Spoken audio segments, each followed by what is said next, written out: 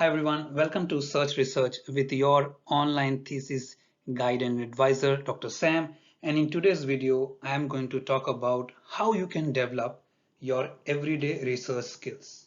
So many everyday skills such as reading, listening, and watching are important research skills, something maybe we are not aware of. Researchers use such skills for the collection, selection, analysis, and presentation of data. However, researchers make use of these taken for granted skills in a conscious, considered, and systematic fashion, and they aim to be rigorous, critical, and analytical. They also keep records of their activities. So let's get to know how you can pay particular attention to alternative values, views, meaning, and explanation while remaining alert to your own biases and distortions. Your experience and understanding of the latter will provide a ready route into thinking about research design and methods. Let's consider the everyday reading skills such as reading. We regularly read from a wide variety of sources: books, newspapers, magazines, instructions manuals, social media. We are not only literate but familiar with the particular conventions involved in reading different sort of materials. Thus, we are likely to be critical in reading election literature or maybe double glazing publicity material, but more relaxed when reading popular novels or magazines or comic books. You will have developed many skills through reading, not least how to understand and relate to what you are reading. Listening. Unless we have a hearing impairment, we will spend much or most of our time consciously or subconsciously listening to our friends, family, colleagues, associates, to the people we meet on the street, in the shops, to radio and television programs, to record tapes, to the background sounds of our environment. Through this constant listening, you will have developed skills in identifying different people's voices, their attitudes, emotions, their openness and honesty. You will have learned how to extract useful information from listening and how to relate this information to that coming to you from other resources. It's very important for a researcher to develop listening skills. The more you listen, the more you learn. We watch our children, pets, and those we care for at home. We watch the behavior of our colleagues at work. We watch what we are doing ourselves as we cross the street or maybe negotiate our way through a crowded room. We watch television for information, entertainment, relaxation. We watch sporting or cultural events in our leisure time. Through watching, we will have learned to identify a wide range of visual signals indicative of, for example, friendliness, danger, uneasiness. Watching, like listening and reading, involves categorizing. So not only should you be able to watch, but also be able to categorize what is important and what is not. Every day of our lives, we make many deliberate choices.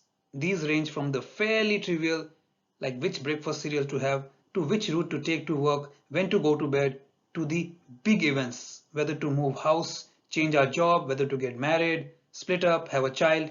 In making these choices, we are aware that there are a variety of options open to us, each with different implications. Through choosing, you will have developed skills of relevance to selecting topics for research, methods to be used in research, and the subjects or objects to be sampled during research. So read everything, but develop the ability to choose the right tool for your research.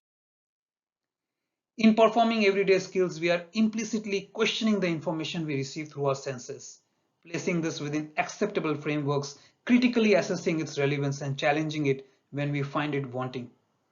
You will have built up considerable skills in questioning, both directly through asking questions of others and indirectly through reviewing the information you have gathered from various sources. These skills are particularly relevant when using documentary sources and questionnaire techniques. It is not only important to read the literature, but also to question its validity, question yourself why you should trust the literature that you are reading. We do not treat all of the information which we constantly receive in everyday life as being of equal value, but reject most of it as being of little or no value, and then critically question most of the rest.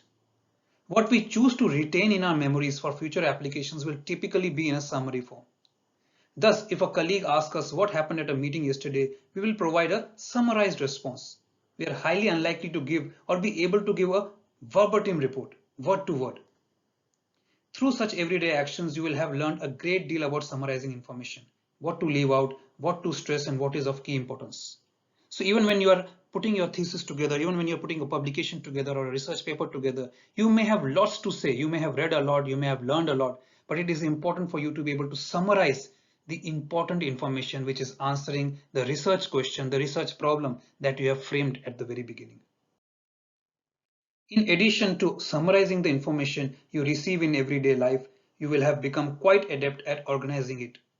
Thus, in recounting what happened at the meeting to your colleague, you will organize your account in a particular fashion. You will go about it in a logical way.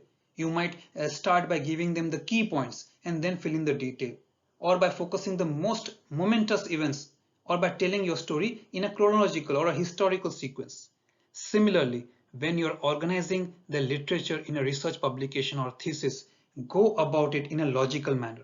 The reader should not get lost in the wealth of information that you are presenting.